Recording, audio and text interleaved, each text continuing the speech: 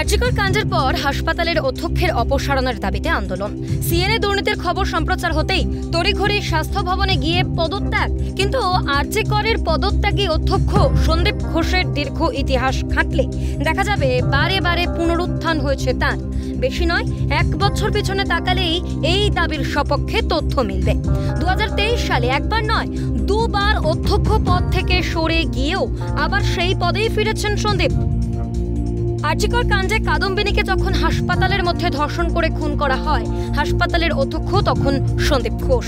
ফলে বেশ কিছু অভিযোগের তীর তাঁর দিকে উঠেছে। ছাত্র সমাজ থেকে চিকিৎসক মহল, নাগরিক সমাজ অধ্যক্ষের ভূমিকা খতিয়ে দেখার দাবি তুলেছে। সোমবার স্বাস্থ্য ভবনে চিঠি লিখে পদত্যাগপত্র জমা দিয়েছেন কাদম্বিনী কাণ্ডে কাঠগড়ায় ওঠা সন্দীপ ঘোষ। যদিও তার এই পদক্ষেপের আগে সিএন সম্প্রচার করে সন্দীপ ঘোষের দুর্নীতির তথ্য। কিন্তু এই সন্দীপ ঘোষের প্রত্যাবর্তনকে কখনো আবার দেখবে আরজিকর? দিনটা 2023-এর 31শে মে মুর্শিদাবাদ মেডিকেল কলেজ হাসপাতালে বদলি করা হয়েছিল এই সন্দীপ ঘোষকে। এমনকি তার অধ্যক্ষ পদের অবনমন ঘটিয়ে তাকে সেখানে স্থানান্তরিত করা হয়েছিল অর্থোপেডিক বিভাগের অধ্যাপক হিসেবে। অপরদিকে আরজিকর হাসপাতালের অধ্যক্ষ হিসেবে সনৎ কুমার রায়কে দায়িত্ব দেওয়া হলেও অধ্যক্ষের ঘরেই তালা বন্ধ থাকায় সনৎ কুমার ঢুকতে পারেননি তার ঘরে।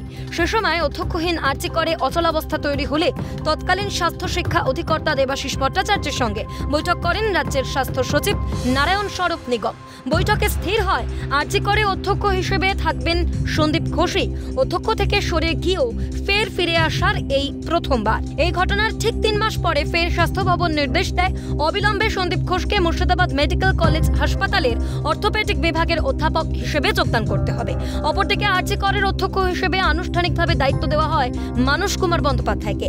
তখন এক প্রকার মানস বয়কট শুরু করেছিলেন আরজিকরের পড়ুয়ারাই। অধ্যক্ষের ঘরে তালা দিয়ে রাখা হয় এবং ফের একই রকম ভাবে আরজিকরের অধ্যক্ষের পদে বসেন সন্দীপই। সুতরাং 2023 থেকে আরজিকরে দেখা গিয়েছে সন্দীপের বদলি নিয়ে নানা বিতর্ক, নানা ঘটনা। কখনো তিনি বদলি হয়েছেন, তারপর ফিরে এসেছেন আবার। তাই চিকিৎসকরাও আজ প্রশ্ন তুলছে, পদত্যাগ তো করলেন, কিন্তু সন্দীপের আবার ফিরে আসতে কতক্ষণ?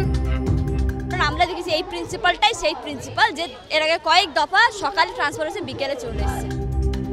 আরজিকরে সন্দীপের ইতিহাস ঘেঁটে দেখলে বেশ কিছু প্রশ্নের উত্থাপন হচ্ছেই। প্রশ্ন উঠছে, কার আশীর্বাদে বদলি হলেও বারবার ফিরে এসেছেন সন্দীপ? কি কারণে সন্দীপ ঘোষকে ফিরিয়ে আনা হয়েছে আরজিকরে? একাধিকবার দুর্নীতির অভিযোগ থাকলেও কেন বারবার দায়িত্বে বহাল করা হয়েছে তাকে? প্রশ্নগুলো উঠছে আরজিকরের অন্দরে। ক্যামেরায় সঞ্জীব চক্রবর্তীর সঙ্গে অয়ন শর্মার রিপোর্ট, ক্যালকাটা নিউজ।